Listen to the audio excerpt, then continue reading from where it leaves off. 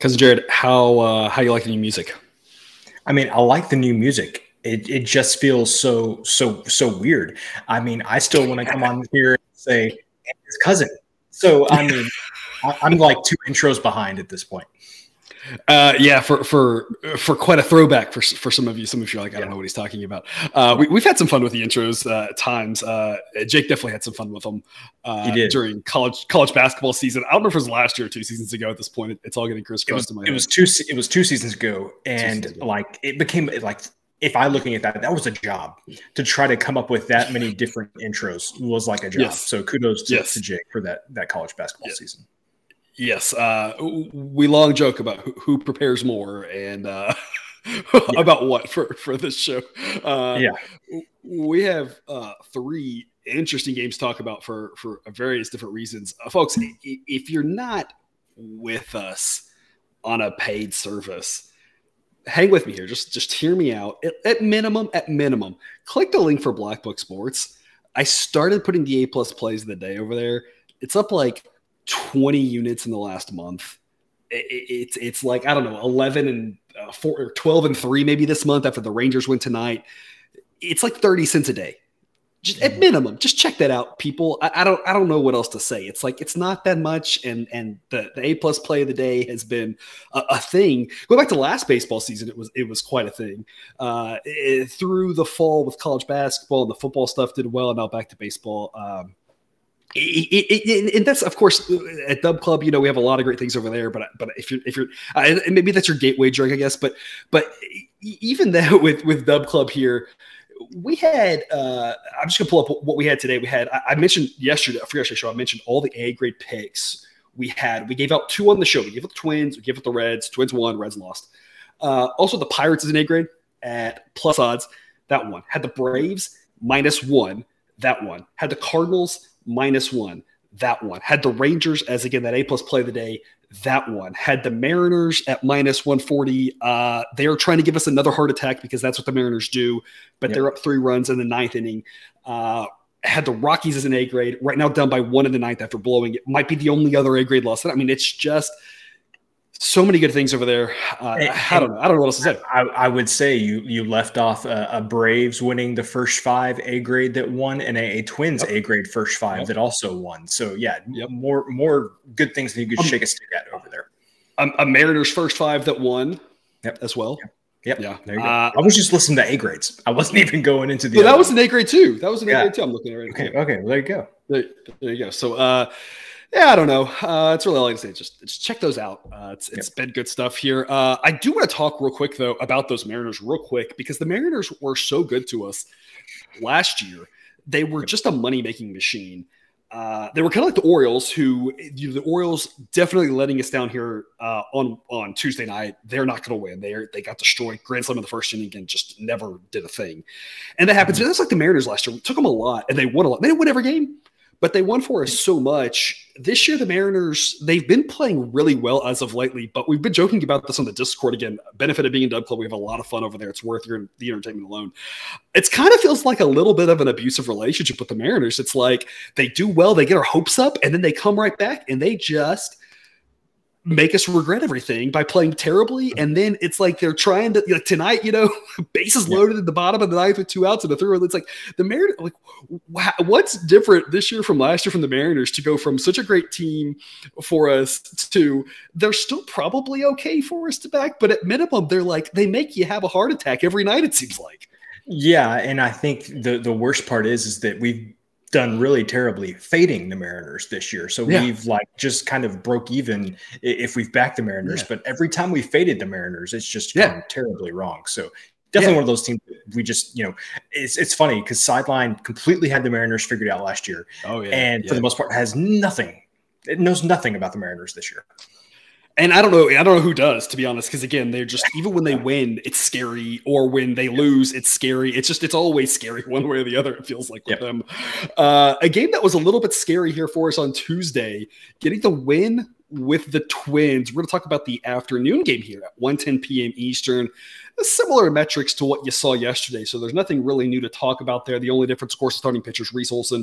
You'll heard me talk about him. I don't think he's that bad. 4.45 ERA, FIP and xFIP both around 4, suggesting that he's a lot closer to league average than the ERA would suggest.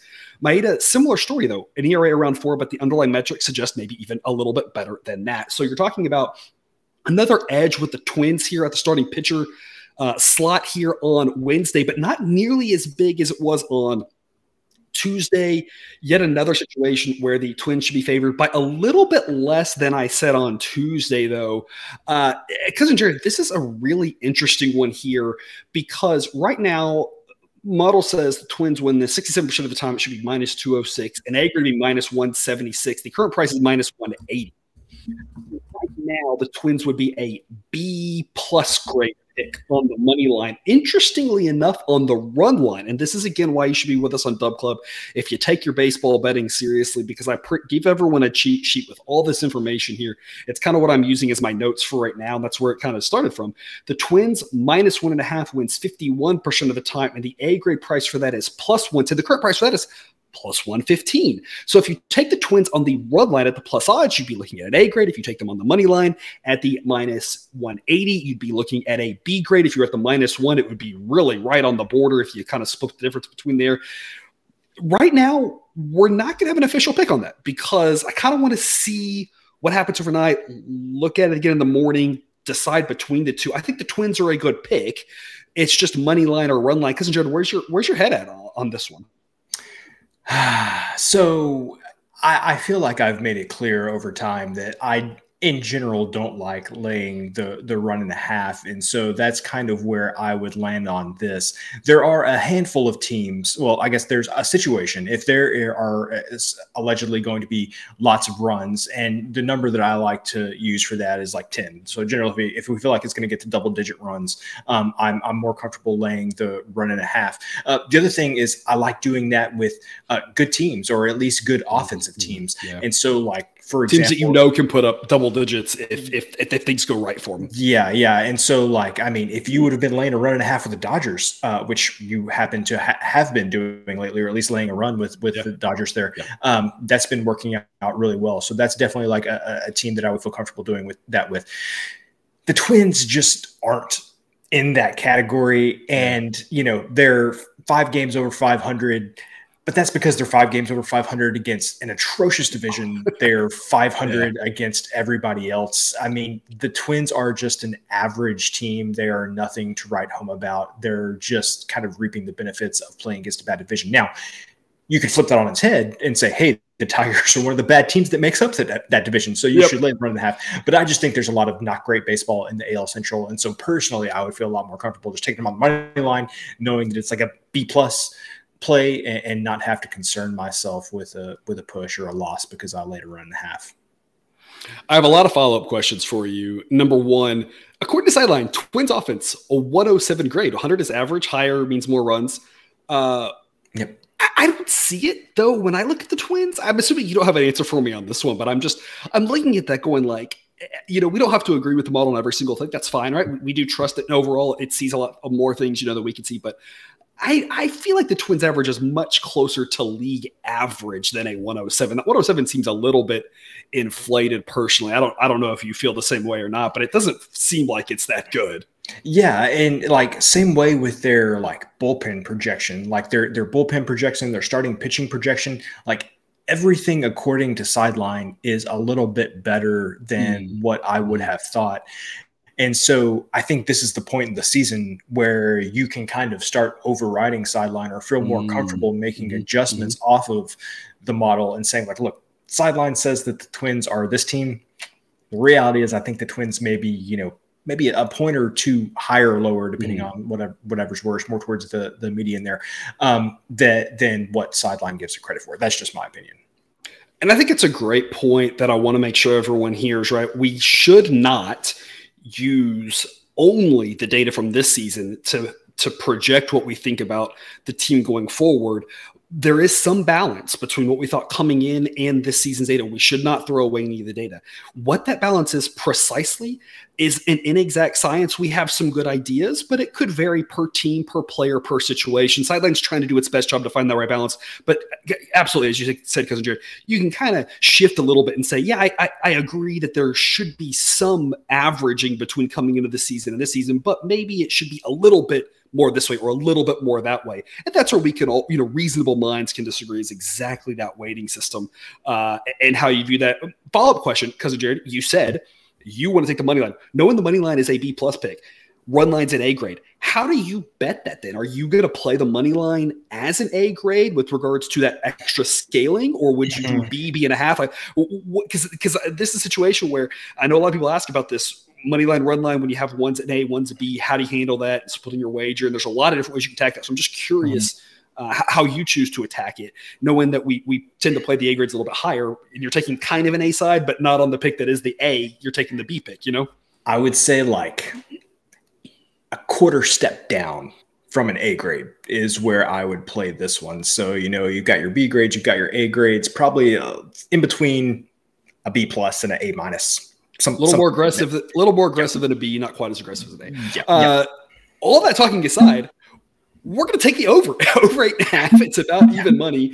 You mentioned the projection. If the projected run total is closer to 10, that's when you don't mind laying the 1.5 because we're expecting a lot of runs. The model projects 9.5, so not quite there. Day game in Minnesota, going to be in the low 80s to mid 80s for this one. Pretty warm for Minnesota. This is about as warm as it gets for a baseball game. Occasionally you'll see it get up into the 90s, but that's pretty rare out there. Wind will be blowing at 15 to 20 miles an hour. Now, the big question is right now it's going to be kind of out to right field, kind of across to right field, where it may only give a small help to the hitters. Definitely a reason, again, to be with us on Dub Club. I give out a morning update. We'll refresh the weather, and we'll have that exact situation where I'll give that information out to everybody per every single game, what the wind's looking like. If that's out, the ball is just going to fly. If it's shifting more across, I think the ball's still going to fly because the hotter air, it's just the wind isn't going to be helpful. Right now, the model gives this a 10% boost to the runs based off of the hot day and the wind probably helping out a little bit. So we're going to go over 8.5 with a projection of 9.5. Do you have anything to add to that, Cousin Jared? I like a double-digit weather adjustment in the positive. That always makes me feel good about taking it over. So, yeah, sign me up. All right. Enough about that game. 6:45 p.m. Eastern.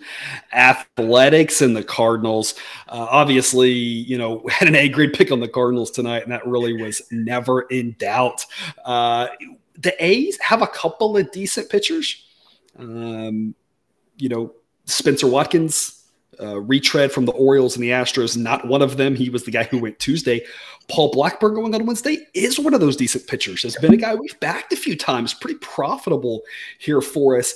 Does have a 4.52 ERA. I think that just gives us extra value on him because the underlying metrics suggest it should be closer to 4. He gets a league average rating. A league average pitcher for the A's is pretty good compared to most of what they're throwing out there. So you say league average, oh, you're not that impressed. Well, relative to what the A's have, you should be impressed. He gets a 99 grade. Matthew Liberatore, though, 119 grade. Model does not like him. Doesn't think he's going to go very deep. Doesn't think he's going to be very effective. This A's offense isn't that bad. Of course, their biggest issue is the relievers. We're going to be on the A's at plus 161. Of course, one thing you could do on this game is take the first 5 that avoids the A's bullpen. First 5 numbers aren't out yet, but that is something to consider as you're placing your wager here. Anytime the A's are involved, it's something to keep an eye on. Same with the Royals. If you like the A's or the Royals, be thinking about the first 5. Sometimes the value's not there. Sometimes it is. Again, the model gives you probabilities on that. So that's another reason to be on Dub Club because you get all that information. Cousin Jared, plus 161 gets you to a B grade.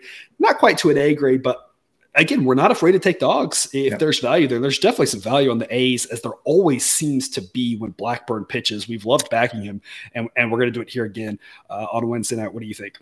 Yep. So I like backing Blackburn there. I think there's a lot of value. I would be shocked if we are not on the A's first 5 money line come tomorrow. I don't know what the number will be. Like, this could be, in my opinion, like a really sweet situation if we can get like plus 0.5 at around even money. Have no idea if that would be an option, but I would really like that a lot.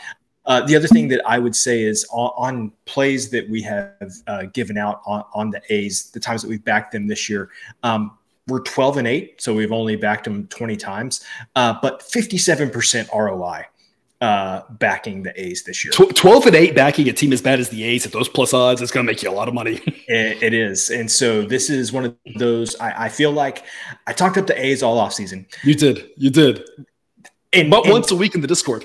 Yeah. And so but maybe they're not going to win 60 games. But my theory about the A's, that there is going to be value because you're going to be able to play them at these huge plus odds, I feel like has come true. And that's backed up by these numbers that we have. And in the fact that Sideline even knew how bad they were, caught on fairly early how bad they were, and made a lot of money fading them as well.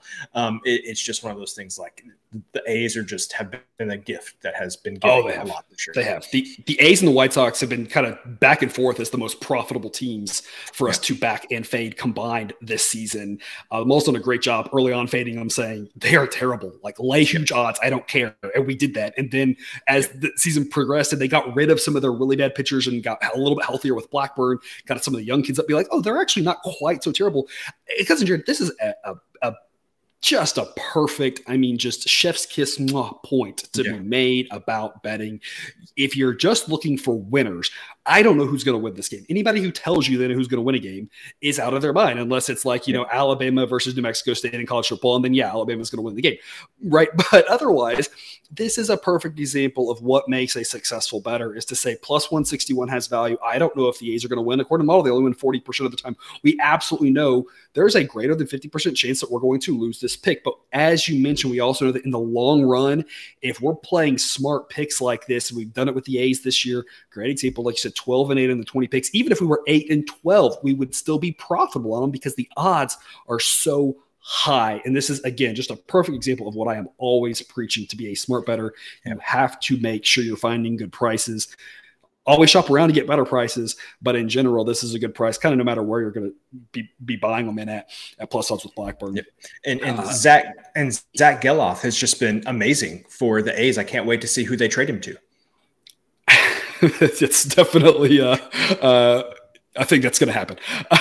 Moving on to a late game here for you, 10 p.m. Eastern, Brewers, Dodgers. The Dodgers offense, incredible.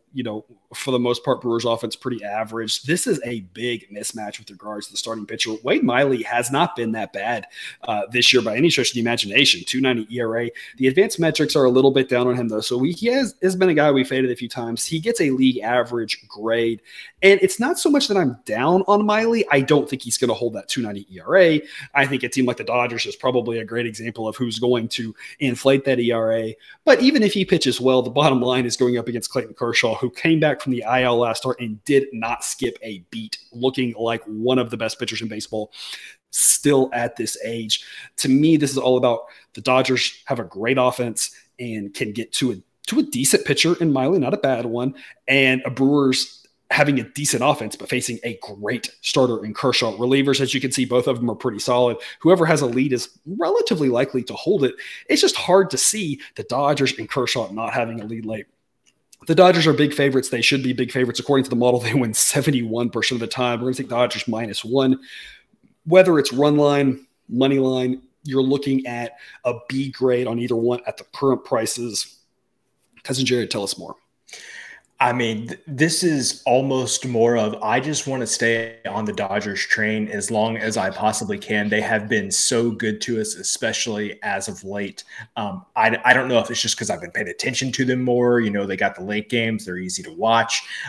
So I don't know if that's it. But, man, they have just been rolling, and I want to stay on that train. Like you said, their offense can put the fear in you. Even like, this is one of the few teams where, you could get to the Brewers bullpen, the top three guys in the Brewers bullpen. And I'm like, I think the Dodgers still have a chance. They can score on anybody. Yeah. Them and the Braves are just, I really hope they play each other in the NLCS, because that would just be an incredible series of just incredible offenses. It would. And like, even to the point of like, sometimes when we're looking at dogs, do I want to take the 1.5? Do I just want to take the money line kind of thing? Like with the Braves, have just been like, no, screw it, it's not worth the 1.5. Like they're going to win by like 5 runs if they win this game. So anyway, Dodgers could be in a similar situation though. So this is more, I want to stay on the train. Usually I like to come in here with facts and give you more analysis. This is like, I just want to stay on this Dodgers train until it does something bad to me. I think this is a situation though where I would not lay the 1.5. I think I would lean towards the money line or do some combination of run line and money line like you propose. Ends up where it's laying a run. I think I like that more than laying the 1.5, just because the total or sideline projects the total of this game about 8.3. So that's just a little bit too low for me to say let's lay the 1.5.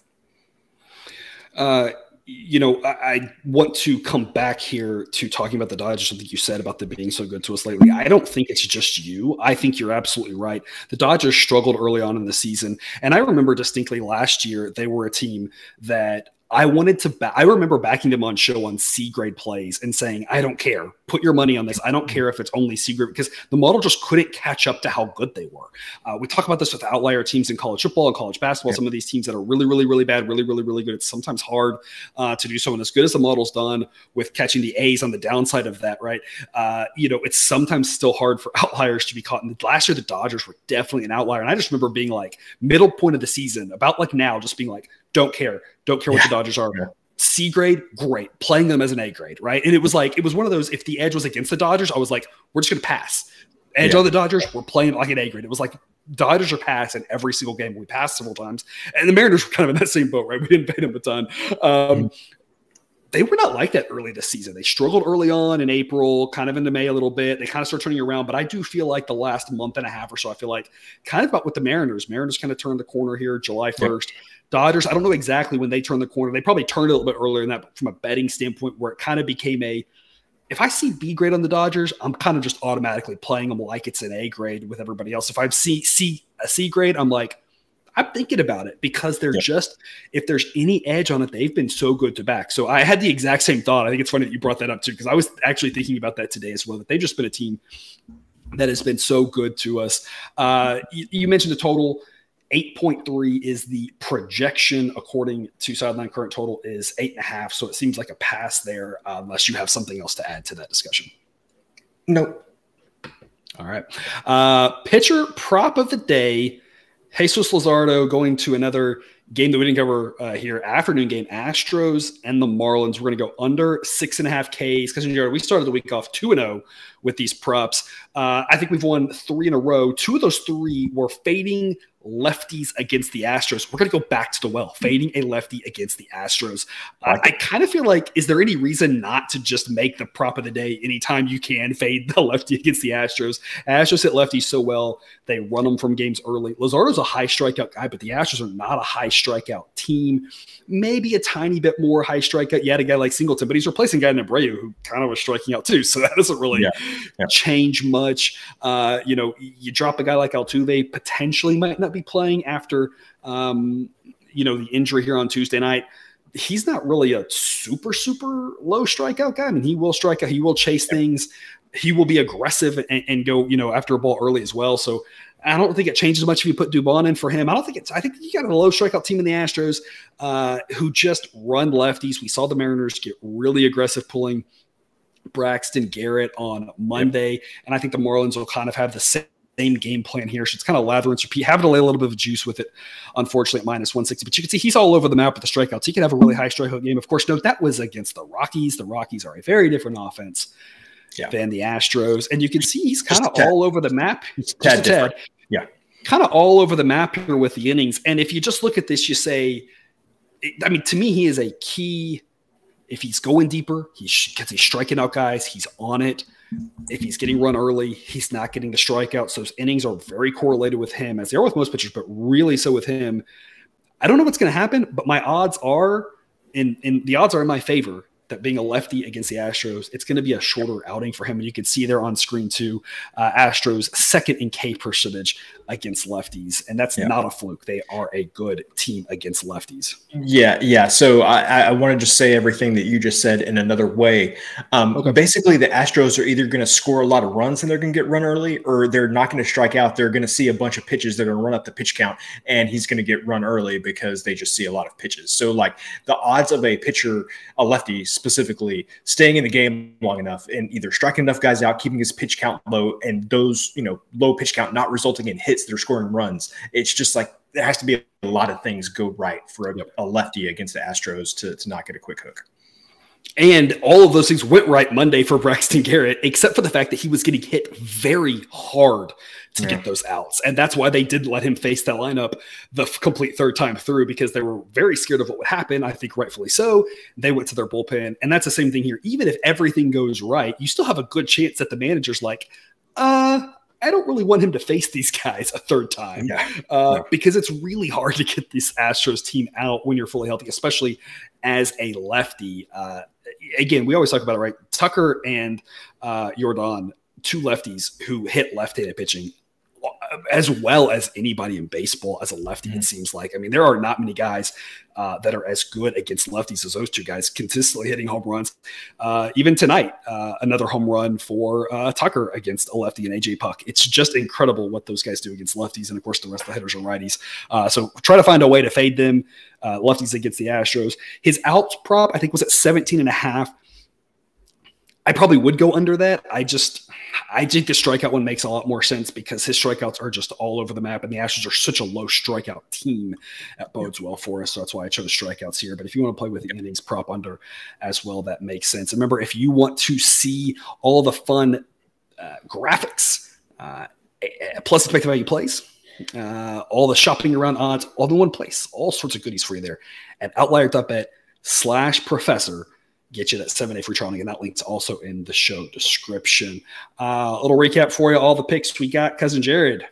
Other than the interesting fact that we're taking the A's at plus 161 and the implied odds and the Dodgers -1 is minus 161, which I think that's kind of fun. Any parting words for the viewer on their Wednesday? Day baseball and night baseball should be a good day for baseball. It should be a good day for baseball. And we talk about all the fun things over on Discord. I sent everybody a free link to an article in the Wall Street Journal this week that talked about our favorite pitcher, Jordan Lyles of the Kansas City Royals. And if ever there were a Wall Street Journal article that I felt like was written specifically for me, that was definitely it. Actually, I have two things for you today. The other thing is, had my, biannual dentist checkup. And, the flossing has gone excellent. So, I just want to say I'm learning from your mistakes or lack of flossing, and everything seems good for me. For those of you who did not hear, I had to have a root canal a few months ago, and it was absolutely terrible. There are apparently some genetic things that based off of XYZ, some people, there's more pain than others, but it was not a tooth that was even infected, which apparently those always hurt. It's just apparently my genetic makeup, and it was probably the most painful thing that's ever happened in my life. And I've had to have rotator cuff surgery. I've had, I don't even know what at this point in my life. And that was terrible. So the key as a reminder for everyone is floss every night before you go to bed.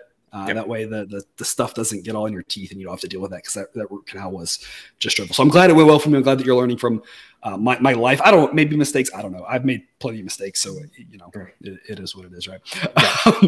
All right. Well, that's all we've got for you here today. Thanks for tuning into this episode of Picks with the Professor. Don't forget to subscribe so you can enjoy the sports betting content providing this channel shoved right into your feed. We'll be back again tomorrow with more baseball betting content. But until then, as always, best of luck. And remember, you can eat your betting money, but please don't bet your eating money.